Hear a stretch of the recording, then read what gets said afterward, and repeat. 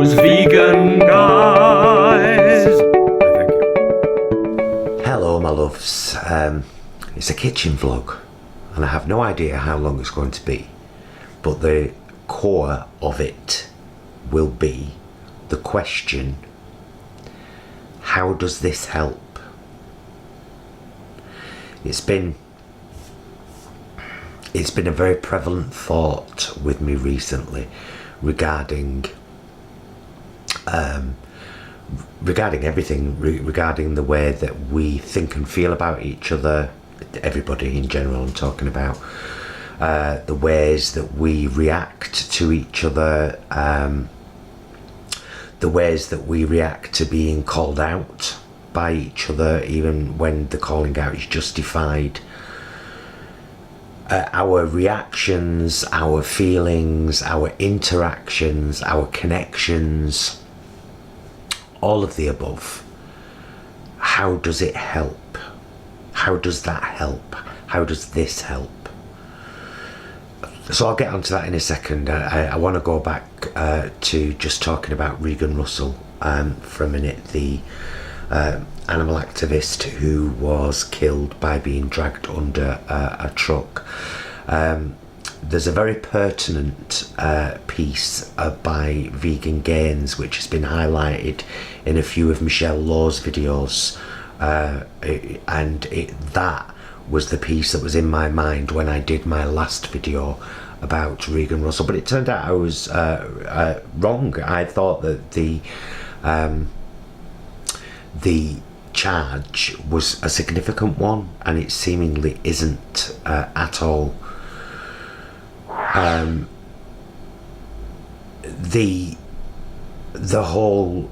The whole thing is very strange. Having actually, well, first of all, I'll link the video and the pertinent time link it, the video by Vegan Gains, and funnily enough, the entrance of the slaughterhouse where he is attending the vigil and talking about what happened to Regan Russell looks very much like the entrance at Tulip Slaughterhouse that I attended the very first time with Grumpy Vegan Grandad. I'll put my vlog of that day up there. And it's a very similar layout, you know, the trucks have to turn in, and if someone, I just can't get my head around how somebody could be stood near the gate, listen very carefully to what Vegan Gains says, where the truck came from, how this person could not see her, and why it took so long. You know, 15 feet's a long distance with someone under your van with security screaming at you. The thing I wanted to mention about it is, having been to a vigil with Manchester Pig Save, who are a fantastic group of people and very respectful and professional really in what they do. Now the thing is, the slaughterhouse knows them, the drivers know them, the security know them, everybody that's involved in those operations that those people are there to highlight knows that they're there and why they're there and what they do and when they do it, and it's all. So did this driver not know that this happened there? Could he not see this woman stood in front of the gate as he turned the corner? There are a lot of questions, and it's just a horrific thing, and it's I can only speak my truth about how I feel about it, and I don't see how it was possible for that to happen unknowingly.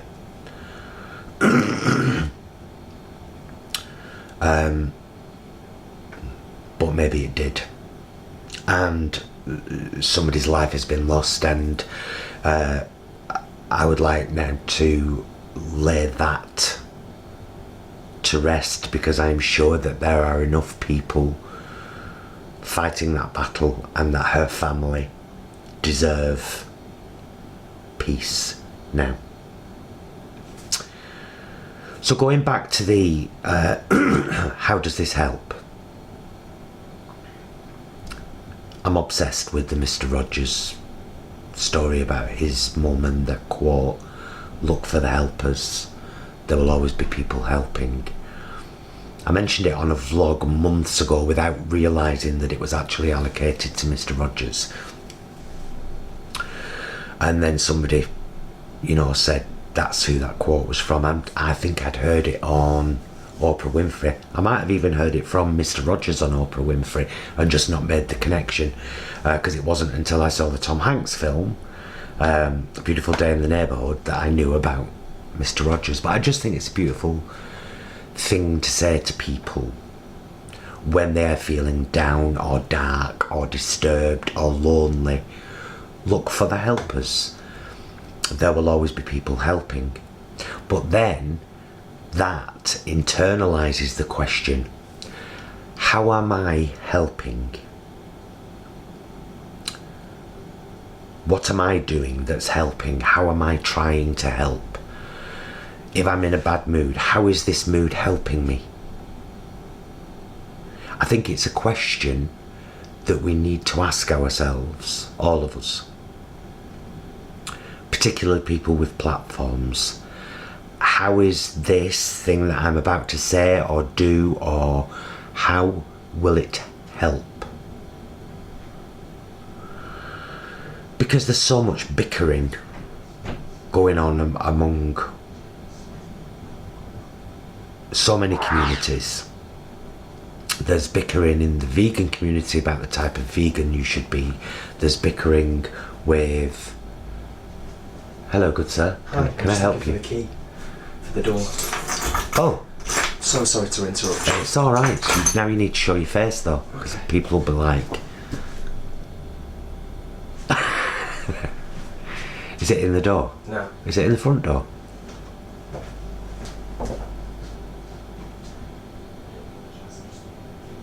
The mystery of the key.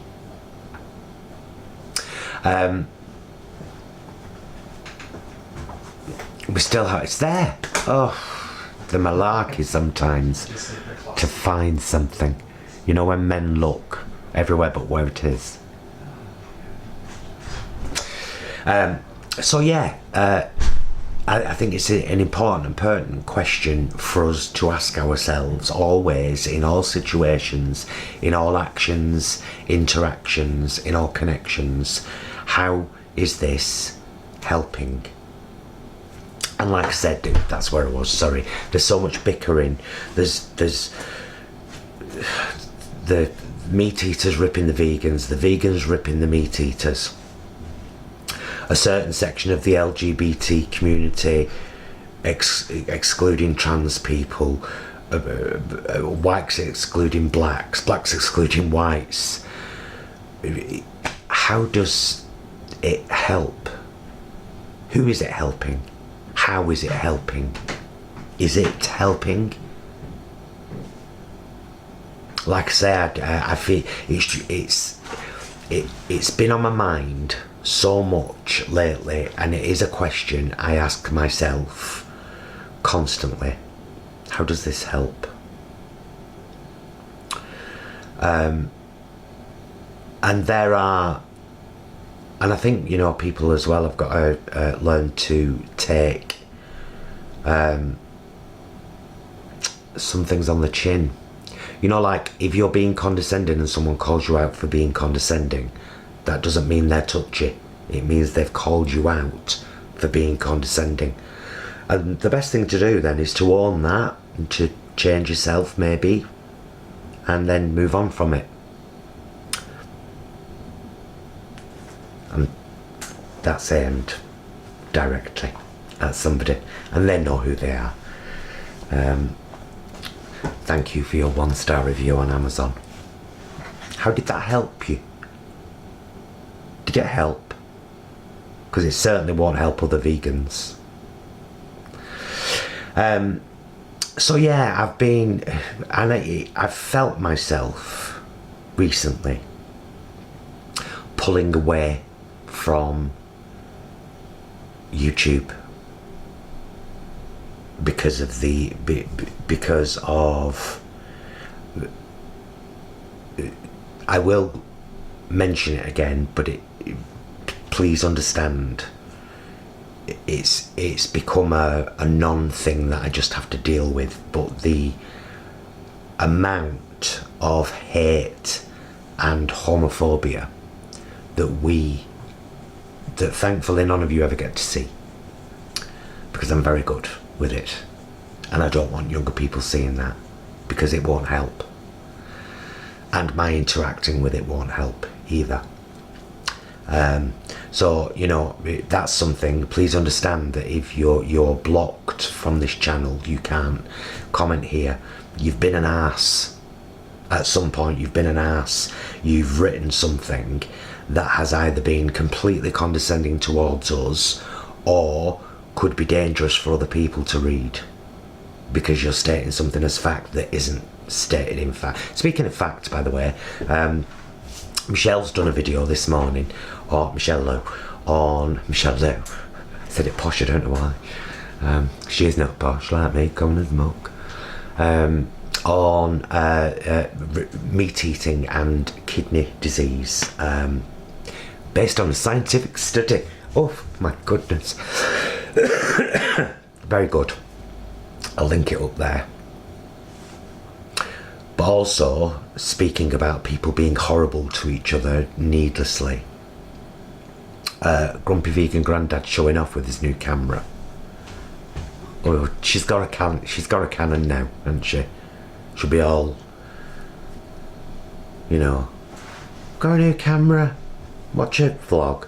But she's mentioned sorry Danny, it's force of habit with friends. Even though he's not a gay man,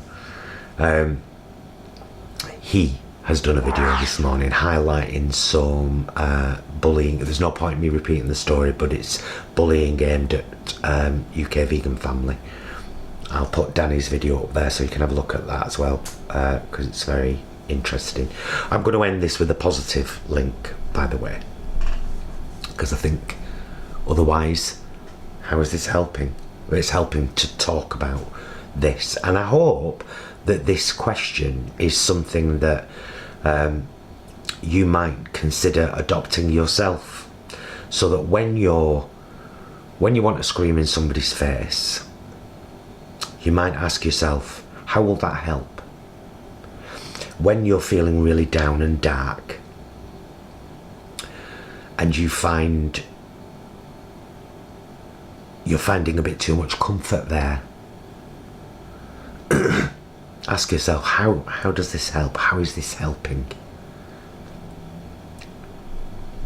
I think if we all just asked ourselves that question a little bit more, how much of a better world would it be? How does this help? Look for the helpers. There will always be people helping. The core of our ebook, Down to Earth Vegan, is about helping people to find it easier to become vegan. So, I'm going to end this one here. I don't want it to be a mega long one, but it was important, it was pertinent. I needed to get it off my chest. I needed to say it. I hope that other people may benefit from some of it and maybe adopt some of the same thinking. And because I've linked a Michelle video and a Grumpy Vegan Grandad video, and you already know them both, hopefully, what I'll do is I will end with a shout out. So I've already given a shout out to Angarad from Angarad's Life, who was Melody in Melody on CBeebies and has started her own channel. I've already done that. So time to shout out another youngster, the only other youngster in fact that is listed in our vegan YouTubers list in our book Down to Earth Vegan, and that would be Zactivist. I believe Zactivist is 13 years old. He does vigils and all sorts, proper, you know, bright, switched on young man with a big heart and a YouTube channel, and we just think that's fabulous. Need to catch up with more of his stuff, but having seen the reaction from other people, I know he's a good dude. I'm going to link his activist channel up there. So I do hope that this hasn't come across as condescending. I don't, I'm not saying anybody needs this tool. I'm asking if you might. I'm asking, will it help to ask yourself, is this helping? How does this help? Who does this help? Is it helping me? This vlog has helped me, and I hope it will help others. Look for the helpers. There will always be people helping. Thank you so much for watching. See you again very, very soon. Sooner than you think. Me and Jason will be back with a taste test. Can't say what it is. It's a surprise. No. Linda, back off. I said no. We'll see you again very, very soon. And until then, please be excellent to yourself and each other. Bye, my loves.